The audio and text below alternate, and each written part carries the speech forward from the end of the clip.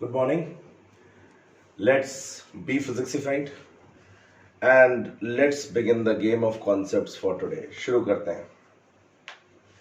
तो भाई देखो, कल हम लोगों ने जो टॉपिक शुरू किया था और जैसा कि तुम्हें बताया था कि पूरे चैप्टर का दिल है ये, means it is the most important topic, सबसे इंपॉर्टेंट टॉपिक है और क्वेश्चन आना ही आना है इससे, गॉस थ्योरम से। तो कल हम लोगों ने इंट्रोड्यूस किया था इलेक्ट्रिक फ्लक्स और गॉस थ्योरम तक पहुंच गए थे हम लोग। आज उसके आगे चलेंगे। अगर तुमने नहीं देखा है सेशन तो सेशन 20 देख लेना अपने चैनल फिजिक्सिफाइड पे। यूट्यूब पे टाइप करेंगे आप फिजिक्सिफाइड तो आपका यही चैनल खुल के आएगा और उसमें सेशन 20 जरूर देख लें आप लोग। इलेक्ट्रिक फ्लक्स के कॉन्सेप्ट्स आपके फॉर्म हो जाएंगे। उसके आगे की बात आज हम लोग करते हैं कि गॉस थ्योरम का ऑफिशियल डेरिवेशन क्या है। How do we derive Gauss theorem? तो गॉस थ्योरम कैसे डिराइव करते हैं? गॉस थ्योरम जिसकी हम लोगों ने बात की थी कि the net electric flux associated with a close surface is equal to 1 upon epsilon naught times the net charge enclosed within the Gaussian surface। किसी भी क्लोज सरफेस से एसोसिएटेड जो इलेक्ट्रिक फ्लक्स होता है वो उसके अंदर रखे हुए चार्ज का 1 upon epsilon naught टाइम्स होता है। ये बात हमने प्रूव की थी, जस्टिफाई की थी कि बाहर वाला चार्ज फ्लक्स में कंट्रीब्यूट नहीं करता है। तो इस डेरिवेशन को करने से पहले जरा थोड़ी सी बात सॉलिड एंगल की कर लेते हैं जो हम लोगों ने की थी कि भाई ये मान लो एक सरफेस है 3D और यहां पर जो एंगल बनता है हम उसे कहते हैं सॉलिड एंगल डी ओमेगा, और ये आर और ये डीएस। तो आर और डीएस मतलब एरिया वेक्टर जब सेम डायरेक्शन में होंगे, मतलब सरफेस कुछ इस तरीके से होगी, तो डी ओमेगा को हम लिख लेते हैं डीएस अपॉन आर स्क्वायर। बिल्कुल सही बात है, इसमें कोई रॉकेट साइंस नहीं है। लेकिन जब ये कुछ इस तरीके से होगी सरफेस, देखो ये सरफेस ऐसे ना हो करके ये जो सरफेस था इस तरीके से ये थोड़ा सा इंक्लाइंड हो गया है। तो जब ये थोड़ा सा इंक्लाइंड हो जाएगा तो उस कंडीशन में जो एरिया वेक्टर है वो भी इंक्लाइंड हो जाएगा लाइक दिस डीएस। तो जब ये एरिया वेक्टर इंक्लाइंड हो जाएगा मतलब इस तरीके से जो हमारा रेडियस वेक्टर है आर है उससे, तो रेडियस के अलोंग जो एरिया वेक्टर का कंपोनेंट होगा थीटा, ये थीटा एंगल ले लें अगर हम, तो वो हो जाएगा ds cos थीटा। और उस कंडीशन में सॉलिड एंगल का फॉर्मूला हो जाएगा ds cos theta upon r square. क्या ये बात क्लियर है? सॉलिड एंगल का फॉर्मूला दोनों केसेस में अलग अलग होगा। मतलब हम ds का वो कंपोनेंट लेंगे जो r के अलोंग होगा हमेशा, ऐसे समझ लिया आप कि r के अलोंग यहाँ पे ds है तो d ओमेगा बराबर क्या हो गया ds अपॉन आर स्क्वायर। और यहां पर ds थोड़ा सा इंक्लाइंड है तो ds का जो कंपोनेंट r के अलोंग है वो क्या है ds cos थीटा। बोलो है कि नहीं है? अरे यार तोते उड़ गए क्या? क्लियर है? तो ds का जो कंपोनेंट है वो है ds cos थीटा। अरे बोलो भैया है कि नहीं है यार? कॉपी किताबें लेके बैठे हो, नोट्स जरूर बनाने हैं, बहुत इंपॉर्टेंट टॉपिक है ये। तो डी ओमेगा बराबर हो जाएगा ds cos theta upon r square. अब हम इसको यूज करेंगे गॉस थ्योरम में। कंप्लीट वैल्यू तुम्हें पता ही है कि जब फुल सरफेस के लिए, क्लोज सरफेस के लिए सॉलिड एंगल की बात करते हैं तो वो कितना आता है? 4 पाई आता है। कूलाम्स लॉ में तुम्हें एक्सप्लेन किया था, कूलाम्स लॉ में 4 पाई क्यों आता है ये भी तुम्हें बताया था। नहीं अगर पता है, नहीं देखा है, लेट देखना शुरू किया है तो सारे सेशन देखो, सेशन 1 से लेकर के ये आज हमारा हो रहा है सेशन 21 फर्स्ट चैप्टर का इलेक्ट्रिक चार्जेस एंड फील्ड्स का। तो इसको हम लोग यूज करते हैं, गॉस थ्योरम का डेरिवेशन करते हैं। चलो भाई देखते हैं कैसे। स्क्रीन पॉज करके नोट कर लो इसको जरूर। तो देखो भाई, एक सरफेस ले लेते हैं हम लोग, आर्बिट्ररी सरफेस, रैंडम सरफेस।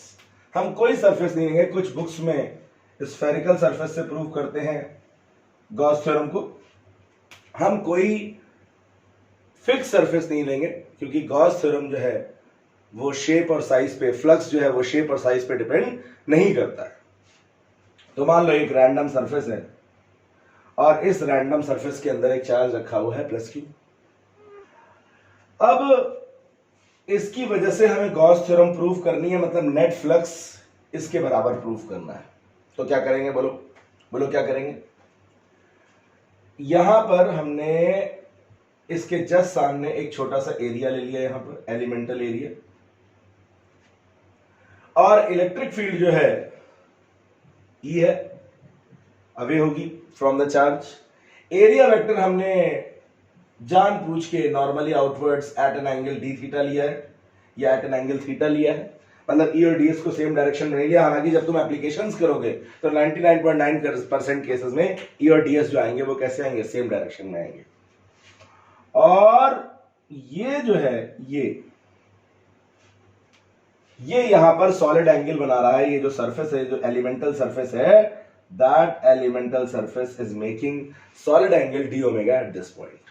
ये जो दूरी है यहां से यहां तक, ये दूरी r है। ये पॉइंट हम एज्यूम कर लेते हैं P। कोई शक?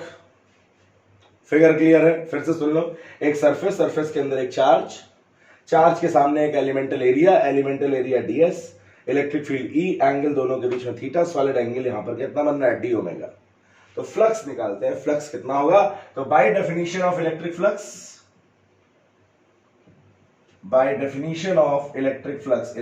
की डेफिनेशन क्या है, बोलो। इलेक्ट्रिक फ्लक्स की डेफिनेशन है phi is equal to integration E dot ds।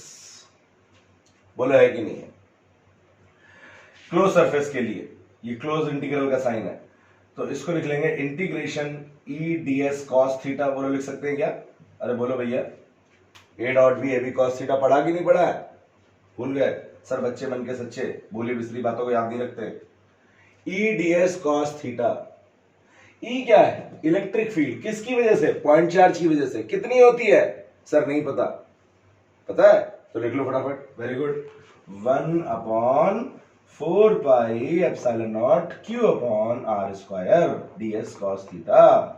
आया कि नहीं आया, बोलो। आ गया। अब क्या करोगे, जो कांस्टेंट है उनको बाहर ले जाओगे, इंटीग्रेशन की परंपरा है कि नहीं है, बोलो। q upon 4 pi epsilon not बाहर ले लिया हमने, ले लिया कि नहीं ले लिया, बहुत सुंदर। अंदर क्या आया, ds cos theta upon r square. बहुत आ गया सर, बहुत बढ़िया आ गया है। तो और ये तो जान पहचान वाला है तुम्हारे, जानते हो नहीं जानते, अभी शुरू में इंट्रोड्यूस किया था। क्या आ गया, ये सॉलिड एंगल आ गया, शाबाश। तो ये आ गया q upon 4 pi epsilon not integration of d omega. अरे बोलो भैया, d ओमेगा क्या है, सॉलिड एंगल पूरी सरफेस के लिए 3D में कितना होता है सर, 4 पाई होता है। q upon 4 pi epsilon not into 4 पाई, 4 पाई से 4 पाई कैंसिल। ये क्या आ गया, ये वही आ गया जिसका तुम्हें था इंतजार, वो घड़ी आ गई आई कि नहीं आई, बोलो। तो फाई जो है, जो नेट इलेक्ट्रिक फ्लक्स है, that is equal to 1 upon epsilon naught times q. And what is q? Q is the charge which is inside the surface, mind it, because the outward, जो बाहर वाला जो charge है, does not contribute for the electric flux. Electric field तो होती है उसकी वजह से, लेकिन उसकी वजह से इलेक्ट्रिक फ्लक्स नहीं होता है। अरे भैया आया कि नहीं आया, क्लियर है? ये बहुत बढ़िया डेरिवेशन है। रैंडम सरफेस लेने की वजह से अपने आप प्रूव हो गया कि फ्लक्स जो है शेप और साइज पे डिपेंड नहीं करता है। बोलो आया कि नहीं आया? आ गया? नोट कर लो स्क्रीन पॉज करके। एक बहुत इंपॉर्टेंट चीज है कि वैलिडिटी ऑफ गॉस थ्योरम, बहुत पूछा जाता है ये, एनसीईआरटी में कॉन्सेप्चुअल क्वेश्चन भी है इसके पीछे, कि गॉस थ्योरम की जो वैलिडिटी है वो किस पे डिपेंड करती है। तो वो डिपेंड करती है inverse square nature of coulombs law. Mind it, very important point. Coulombs law अगर इनवर्स स्क्वायर ना होता तो गॉस थ्योरम की वैलिडिटी पे प्रश्न चिन्ह लग जाता। बोलो क्या लग जाता? क्वेश्चन मार्क लग जाता। Gauss theorem would not have been valid, could not be proved, could not have been proved, नहीं प्रूव हो पाती अगर कूलाम्स लॉ इनवर्स स्क्वायर ना होता। नहीं विश्वास है मेरी बात पे? देख लो, प्रूफ कर देता हूं। देखो, क्योंकि कूलाम्स लॉ में आर स्क्वायर आता है, क्योंकि कूलाम्स लॉ में आर स्क्वायर आता है। अरे यार, आता है कि नहीं आता है यार? 1/4πε0 Q1 Q2 upon are square होता है नहीं होता? बोलो, होता है ना? Very good. इसी वजह से इलेक्ट्रिक फील्ड के फॉर्मूले में आर स्क्वायर आता है, और वही इलेक्ट्रिक फील्ड का फॉर्मूला हम यहां पे रखते हैं। मान लो ये ना होता, क्या ना होता? आर स्क्वायर ना होता तो आर की कुछ और पावर होती भैया। चलो, आर की पावर एन हो जाती। अगर आर की पावर एन कूलाम्स लॉ में होती तो आर की पावर एन इलेक्ट्रिक फील्ड में भी होती। बोलो होती कि नहीं होती? बोलो होती कि नहीं होती? होती सर, होती, बिल्कुल होती सर। तो आर की पावर एन में से अगर हम आर स्क्वायर अंदर ले आते तो बाहर क्या बच जाता मेरे लाल? बताओ। बाहर बच जाता Q/4πε0 1/r की पावर n-2। अरे बोलो बचता कि नहीं बचता यार? तो r की पावर n-2 बाहर, r की पावर 2 अंदर। ये r तो हमने सॉल्व कर लिया, 4π आ गया बाहर, r की पावर n-2 जिंदा बचा रह जाता। यहां पर भी r की पावर n-2 रह जाता जिंदा बचा हुआ। मतलब ये जो गॉस थ्योरम की शक्ल होती, वो गॉस थ्योरम की शक्ल कैसी होती? यहां पर भी r की पावर n-2 रह जाता, यहां पर भी r की पावर n-2 रह जाता, और ये आ जाता q। क्या होता? क्या दिख रहा है? अरे भैया, दिख रहा है कि जो फ्लक्स है, फ्लक्स जो है वो r पे भी डिपेंड करता। मतलब फ्लक्स जो है वो शेप और साइज पे भी डिपेंड करता। मतलब फ्लक्स जो है वो चार्ज की लोकेशन पे भी डिपेंड करता। और इनमें से कोई भी गॉस थ्योरम की कैरेक्टरिस्टिक नहीं है। ना फ्लक्स शेप और साइज पे डिपेंड करता है, ना फ्लक्स चार्ज की लोकेशन पे डिपेंड करता है। तो गॉस थ्योरम की वैलिडिटी डिपेंड करती है inverse square nature of Coulomb's law. Proof करने को आएगा तो ये प्रूफ करोगे। एक तीर से दो शिकार कर दिए, नहीं कर दिए? अगर वो वाला डेरिवेशन बढ़िया से सीख लिया तो इस डेरिवेशन में माइनर चेंजेस करने, आर की पावर एन लानी है। बोलो लानी है कि नहीं लानी है? तो ये क्वेश्चन भी नोट कर लो बढ़िया से स्क्रीन पॉज करके, that the validity of Gauss theorem depends upon the inverse square nature of Coulomb's law. क्यों भैया, आया कि नहीं आया? क्लियर? तो अब हम लोग करते हैं applications of Gauss theorem. Gauss theorem की एप्लीकेशंस जो हमारी सिलेबस में है बोर्ड्स की। मतलब गॉस थ्योरम है क्या भैया? देखो, क्यों आई गॉस थ्योरम? सर क्या जरूरत थी? कूलम्स लॉ था तो अच्छे से हम लोगों ने इलेक्ट्रिक फील्ड निकाली तो 2-3 केसेस की, उसी से कर लेते। अरे भैया, साइंटिस्ट जो है वो हमेशा इस चीज पे एम्फसाइज करते हैं कि क्या किसी चीज को करने का एक आसान तरीका हो सकता है? Can there be an easy method out? क्योंकि जितनी साइंस इजी होगी, जितनी फिजिक्स इजी होगी, जितनी आम आदमी तक पहुंचेगी, there is a little bit of physics in everybody's life. We can't survive without physics. Physics हमारे डीएनए, आरएनए, इवन जो तुम्हारे नर्वस सिस्टम में जिससे तुम सोचते हो, इलेक्ट्रिकल सिग्नल्स ही जा रहे हैं नर्वस सिस्टम में, न्यूरॉन्स जो जा रहे हैं, those are nothing but the electrical pulses. तो आसान बनाने के लिए, इलेक्ट्रिक फील्ड के कैलकुलेशन को आसान बनाने के लिए, जैसे कि मैंने तुम्हें बताया था जब इनफाइनाइटली लॉन्ग लीनियर वायर का डेरिवेशन करवाया था, कूलम्स लॉ की जब मैंने तुम्हें 3 एप्लीकेशंस कराई थी, नहीं देखी हैं? जाना यूट्यूब पे टाइप करना फिजिक्सिफाइड और देख लेना। तो वहां पर हमने एक सेशन में सर्कुलर लूप की डेरिवेशन करी है जो बहुत इंपॉर्टेंट है, बोर्ड्स में बार बार पूछी जाती है, और एक सेशन में इनफाइनाइटली लॉन्ग लीनियर वायर और सेमी सर्कुलर आर्क की डेरिवेशन करी है, देख लेना उनको जाकर के। तो जो लीनियर वायर की डेरिवेशन है उसका डेरिवेशन देखना, 1 या 1.5 पेज में शायद तुम्हारे आया होगा जब तुमने नोट किया होगा। और अभी जब हम गॉस थ्योरम में करेंगे तो 5 लाइनों में हो जाएगा, 4-5 लाइनों में हो जाएगा। सो one thing which should be clear in your mind is that कि Gauss theorem is an easy substitute for Coulomb's law. Coulomb's law जहां एक तरफ complicated है, it involves complex mathematics for the derivation of electric field. On the other hand, Gauss theorem involves easy calculations, easy method for calculation of electric field. पहली बात कि Gauss theorem एक easy substitute है Coulomb's law का. अरे भाई बात समझ में आई? दूसरी बात, गॉस थ्योरम जो है वो सिमेट्रिकल सिचुएशंस में अप्लाई होती है. It applies two symmetrical situations. Symmetrical situations में अप्लाई होती है. अब हम गॉस थ्योरम कैसे अप्लाई करेंगे? फटाफट मैं स्ट्रैटेजी बता रहा हूं. जो स्ट्रैटेजी बताऊंगा नोट कर लेना, वही स्ट्रैटेजी सारे डेरिवेशंस में इस्तेमाल होगी. सबसे पहला पॉइंट गॉस थ्योरम लगाने का, बिना उसके तुम गॉस थ्योरम लगा ही नहीं सकते हो. क्या? तुम्हें जो भी दिया होगा चार्ज या चार्ज डिस्ट्रीब्यूशन, उसे कवर करना पड़ेगा, उसे इंक्लोज करना पड़ेगा. क्यों करना पड़ेगा सर?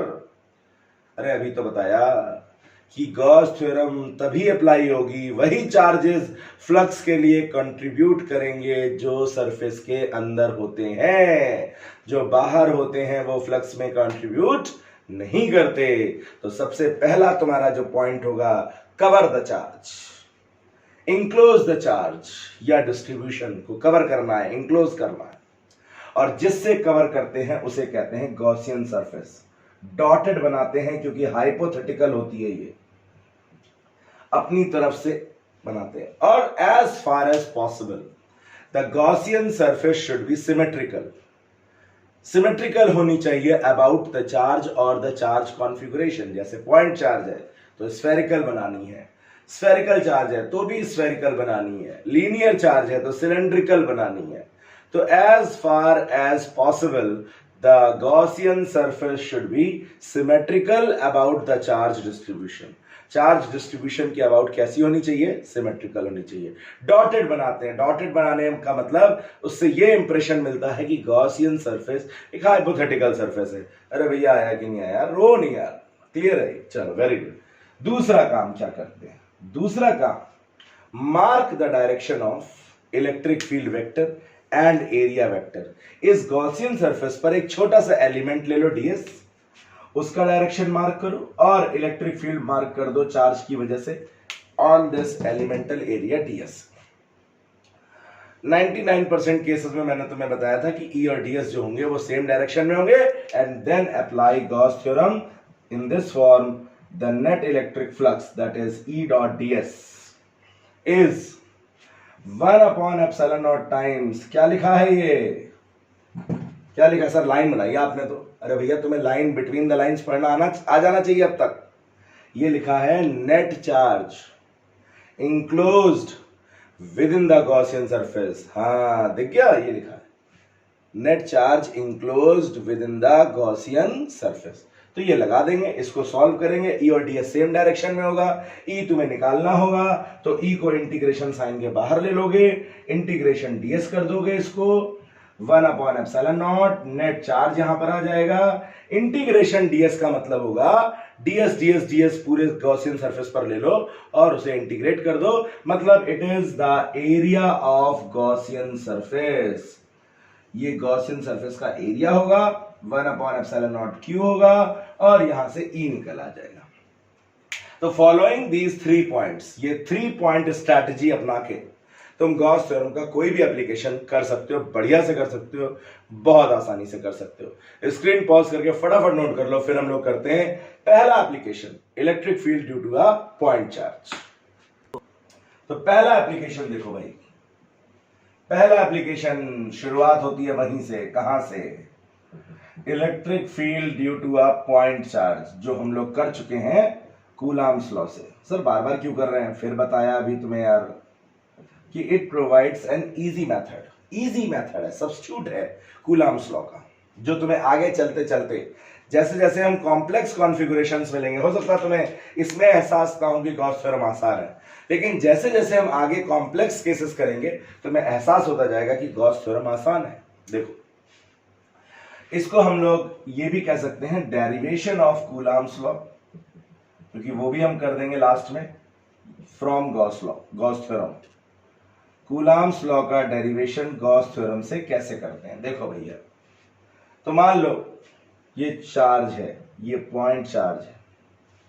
अरे बोलो यार, है कि नहीं है? सर बिल्कुल है। और इसकी वजह से यहां पर r डिस्टेंस पर एक पॉइंट है। इस पॉइंट पे हमें इलेक्ट्रिक फील्ड निकालनी है। सर निकाल चुके हैं, मुझे भी पता है निकाल चुके हो, लेकिन गॉस थ्योरम से निकालनी है। पहला स्टेप क्या है गॉस थ्योरम का? अभी लिखा था थोड़ी देर पहले। क्या लिखा था? क्या लिखा था? भूल गए? सबसे पहला काम है कवर द चार्ज। तो भैया कवर कर दो, एक सिमेट्रिकल सरफेस बना दो इसके चारों ओर, स्फेरिकल सरफेस। क्या कहते हैं इसको? सर गॉसियन सरफेस कहते हैं। बहुत सुंदर, बहुत इंटेलिजेंट हो गए हो, पीठ थपथपा लो अपनी, शाबाश। गॉस थ्योरम, ठीक है, गॉसियन सरफेस बन गई, वेरी गुड। अब क्या करेंगे, जो पॉइंट है डिजायर्ड, जहां पर इलेक्ट्रिक फील्ड निकालनी है, उसके आसपास एक छोटा सा एरिया एज्यूम करना था। सर बिल्कुल सही बात। डीएस की डायरेक्शन मार्क करनी थी। सर बिल्कुल सही बात। इलेक्ट्रिक फील्ड की डायरेक्शन मार्क करनी थी, ये भी बिल्कुल सही बात। कर लिया? कोई शक? चलो भैया वेरी गुड, ये आ गया। अब करना है फाइनल अप्लाइंग गॉस थ्योरम। कर दो। तो अप्लाइंग गॉस थ्योरम, जीटी कर दिया हमने। तो ये क्या आ गया? E dot ds net electric flux is equal to 1 upon epsilon naught times. ये क्या लिखा है? सर फिर से लाइन खींच दी आपने, बहुत आलसी हो गए आप। तुम्हें लिखना है ये गॉस थ्योरम, याद हो जाएगी ऐसे, एग्जाम में आएगी तो लिख दोगे नालायकों। देखो भैया, ये हो गया net charge enclosed with in the Gaussian surface. अरे भैया आया कि नहीं आया? तो याद हो जाएगा इसी तरीके से। EDS, बहुत अच्छे बच्चे हो तो, मेरी बात का बुरा मत मानना। अच्छा, EDS cos 0, क्योंकि E और DS सेम डायरेक्शन में। तो ये हो गया 1 अपॉन एप्सिलॉन नॉट, और ये क्या है? ये है Q। बोलो है कि नहीं है? सर बिल्कुल है। E इंटीग्रेशन DS, E को निकालना है इसलिए बाहर ले लेंगे। यह आ गया 1 अपॉन एप्सिलॉन नॉट Q। बहुत बढ़िया सर। इंटीग्रेशन DS क्या होगा सर? पूरी सरफेस का एरिया हो जाएगा, एरिया ऑफ गॉसियन सरफेस हो जाएगा। सर मैं नहीं लिख रहा यहां पर। तो ये आ गया 4 पाई r square, spherical Gaussian surface है, 1 अपॉन एप्सिलॉन नॉट Q।